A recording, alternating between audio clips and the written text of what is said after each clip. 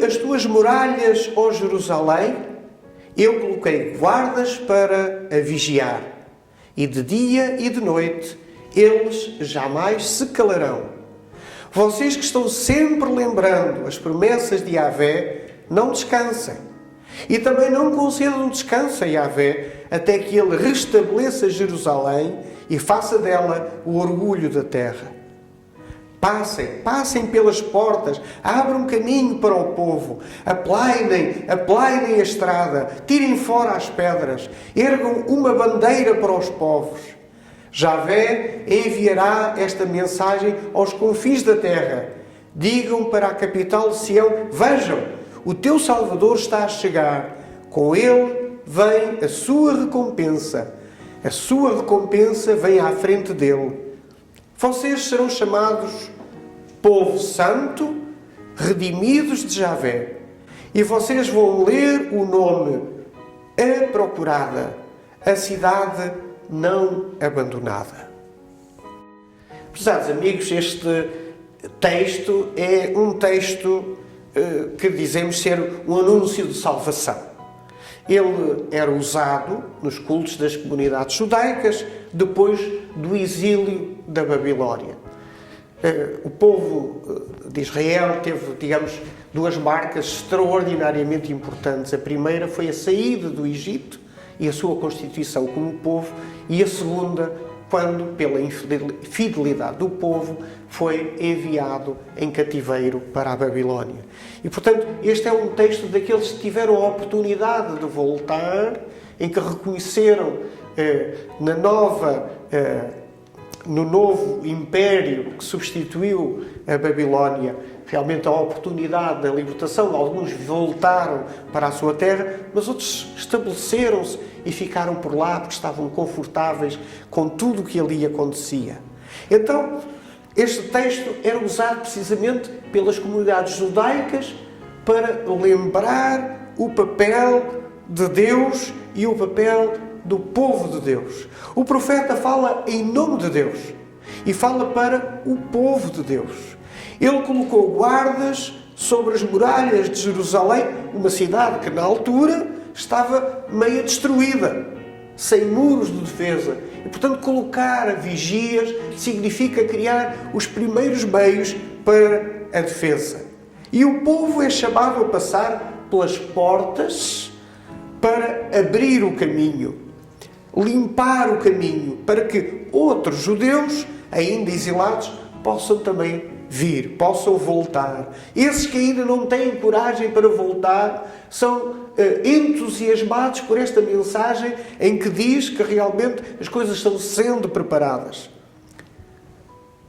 É uma nota muito interessante para nós hoje também. Preparar o caminho para os outros, como sinal de um novo começo. Uma cidade destruída, um povo desorientado em relação a Deus, diz o texto, é colocada uma bandeira na cidade. Assim, o povo que por ali passar orienta-se quando vier e quando a vir. Através deste sinal, Deus confirma à comunidade de Jerusalém que está com ela e não a abandonará. Alguns tinham dúvidas. Alguns achavam que realmente estavam abandonados porque aquilo que eles tinham antes, eles tiveram um Estado, eles tiveram um rei, tiveram uma corte, tinham o templo de Jerusalém, eles tinham um sistema centralizado de culto, estava tudo, na opinião de alguns, correndo lindamente e foram destruídos. E agora não tinham capital, não tinham rei, não tinham quem os orientasse. E por isso, através deste sinal, Deus confirma à comunidade que Deus nunca abandona o seu povo. É uma comunidade que se encontra, portanto, numa encruzilhada entre dois caminhos, que passou de um governo próprio, autónomo, independente, para uma situação em que é uma comunidade que tem de passar a ser solidária, a viver em comunhão, uma comunidade em que é Deus quem faz acontecer. E isso exige fé. Esse rumo vem de cima. Deus dá-lhes uma visão, uma promessa. uma nova esperança. Hoje, por exemplo, os jovens têm dificuldade em encontrar o sentido da vida. Os mais velhos, por exemplo, têm dificuldade em encontrar o seu lugar na sociedade. Uma sociedade que está sempre em rápidas mudanças, em evoluções tecnológicas de grande dimensão. O consumismo, o exagero, parece que só aumenta a fome do querer mais, a ânsia de ganhar dinheiro rápido. Derruba tantas vezes as últimas barreiras da decência e da honestidade. Mas a mensagem para nós continua a ser a do profeta. Deus não abandonou a sua terra. Deus não abandonou o seu povo. Ele vem e cumpre as suas promessas. Mas, este mas é muito importante, Ele realiza as suas promessas, não como um passe de mágica, não como um milagre de qualquer maneira, mas usa a nossa boca, as nossas mãos, os nossos pés, a nossa cabeça, o nosso coração, o nosso estar em sociedade. Por isso a Igreja não pode ficar para trás, ou atrás de portas fechadas, ou atrás de muros. Os primeiros cristãos, João 20, 19, lembra-nos isso, mas foram logo empurrados pelo poder e pela força do Espírito, para fora do esconderijo. O versículo 10 que nós lemos proclama: a comunidade tem de sair à cidade, tem de preparar o caminho para ir ao encontro das pessoas que estão perdidas, que estão excluídas, que estão desanimadas, que estão doentes, todos juntos como comunidade, devemos levantar uma bandeira, um sinal, uma cruz, na qual o nome do Senhor realmente é exaltado no serviço que sirva de orientação, que sirva de rumo a todos aqueles com quem estamos. Sim, a comunidade, ela mesma, deve tornar-se o sinal, esse ponto de referência. E assim também aconteceu no tempo de Martinho Lutero. Quando nós hoje falamos de reforma do século XVI, a época da reforma do século XVI foi um período de fortíssimas convulsões sociais e religiosas. Uma nova era estava a surgir, mas esse processo, para os governantes da altura, para a Igreja da altura, essas transformações apresentavam-se como um desafio à ordem estabelecida, à ordem social, como rebeldia até à ordem divina. Certos estratos sociais, como os camponeses, como os artesãos das cidades, mobilizavam-se para se libertarem da opressão que durante centenas de anos tinha acontecido pela nobreza. Nessa altura, a Bíblia passou a ser traduzida para a língua do povo e a imprensa tornou-a relativamente acessível a muita gente. E isso trouxe mudanças absolutamente extraordinárias, porque as pessoas passaram a ter acesso a pensar e a acreditar pela sua própria experiência de salvação em Jesus Cristo. Jesus dizia, pois, aos judeus que criam nele: se vocês permanecerem na minha palavra, sereis verdadeiramente meus discípulos e conhecereis a verdade, e a verdade vos libertará.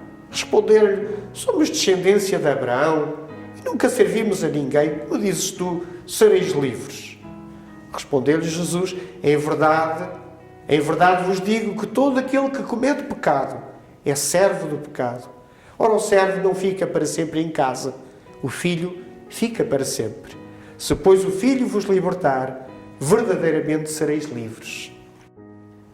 São muitos os conflitos e as controvérsias que aparecem no Evangelho de João. Surge uma forma religiosa de estar muito comunitária. Jesus Cristo, um só Senhor e Senhor de todas as coisas. Logo, todos somos irmãos e irmãs. A base desta convivência deve ser o amor. Esta vivência colocava em perigo, inclusive, a ideologia, a organização, a estrutura do império. Porque se Cristo é o Rei, então César é apenas um homem.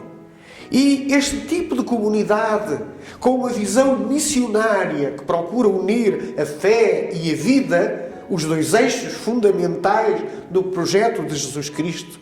Então é da fé em Jesus Cristo, o Verbo encarnado, a verdade que liberta, que brota a vida plena, vida boa, vida eterna, vida de esperança, vida que já não tem as amarras da lei, porque é uma vida debaixo da graça de Deus e da liberdade do Evangelho.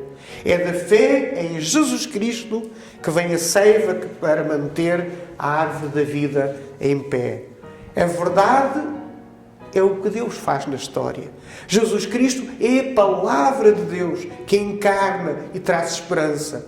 No meio das nossas dores, de toda a fragilidade humana, vivemos o futuro de Deus.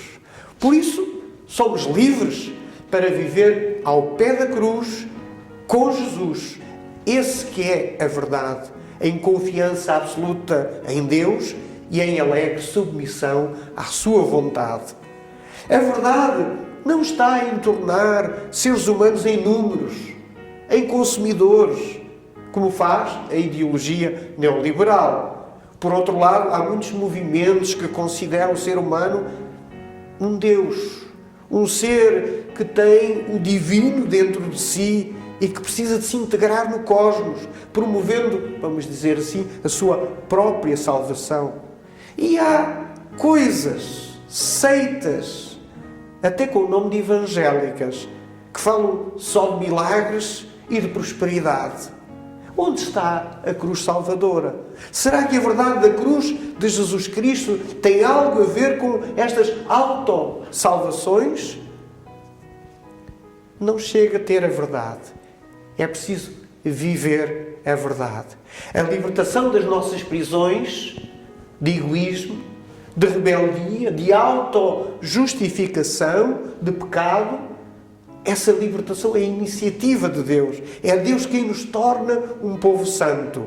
O centro da fé, a fé cristã, é a vida, a morte e a ressurreição de Jesus Cristo. É a experiência desta fé que nos liberta, que surge o compromisso com Deus, com a prática do amor e da solidariedade cristã. Vivendo esta verdade, cabe-nos abrir o caminho, limpá-lo das pedras de tropeço que impedem outros de chegar a contemplar e viver o amor de Deus. O amor de Deus é a verdade. Essa verdade que encarnou Jesus Cristo. Nele somos livres para a vivermos em comunidade, com amor e no serviço ao próximo. Felizes aqueles e aquelas que reconhecem em Jesus Cristo a verdade que os liberta. Amém.